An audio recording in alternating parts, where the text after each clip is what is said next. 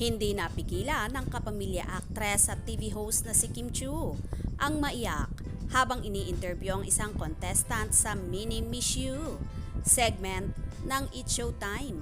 Sa episode ng naturang noontime show sa ABS-CBN, si Kim at si Chang Ami Perez ang naatasang makipagtsikahan sa 5-year-old contestant na si Rain. Nagbahagi ang bata ng ilang mga kaganapan sa buhay ng kanyang pamilya habang naninirahan sa sementeryo.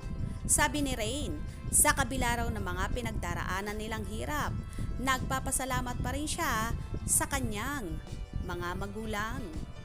Sabi ng Bagets, naiintindihan daw niya ang kanilang sitwasyon at alam daw niya na grabe ang pagsasakripisyo ng kanyang nanay at tatay para makakain sila araw-araw. Sabi ni Chang Ami, nakakabilib si Rain dahil sa murang edad nito ay bukas na ang kanyang isip sa uri ng buhay na kanilang pinagdaraanan.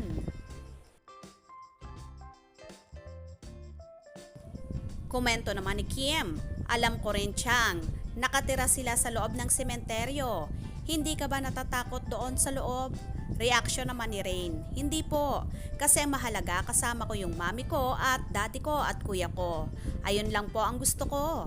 Kaya naman, ang hirit na tanong ni Ami kay Rain, 50 years old ka na ba? Sabay singit na sabi ni Kim. Tsaka, Chang, naiiyak si Rain. Bakit ka naiiyak? Na sinagot ni Rain ng, naaawa po ako sa mami ko at sa daddy ko po. Nang tanungin kung bakit siya naaawa sa kanyang parents, ang bait po ni mami at daddy sa akin. Tsaka po inalagaan po nila akong mabuti. Ano ba ang trabaho ni mami at tsaka ni daddy? Sundot na question ni Chang Ami. Si mami po naglalaba. Yung daddy ko po naghahalo ng semento. Sagot ni Rain na nagsimula ng maiyak.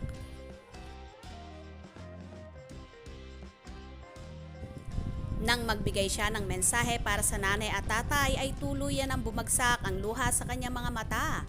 Mami, I love you. I love you din daddy.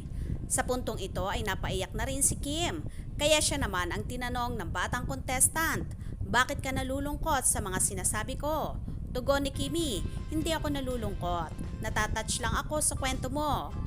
Tsaka gusto ko yung pananaw mo sa buhay na 5 years old ka pa lang, alam mo na kung ano yung ginagawa ng mga magulang mo na napakabuti para sa'yo. Dapat, hanggang paglaki mo, ganyan ha, grateful lagi ha, pahayag pa ng TV actress.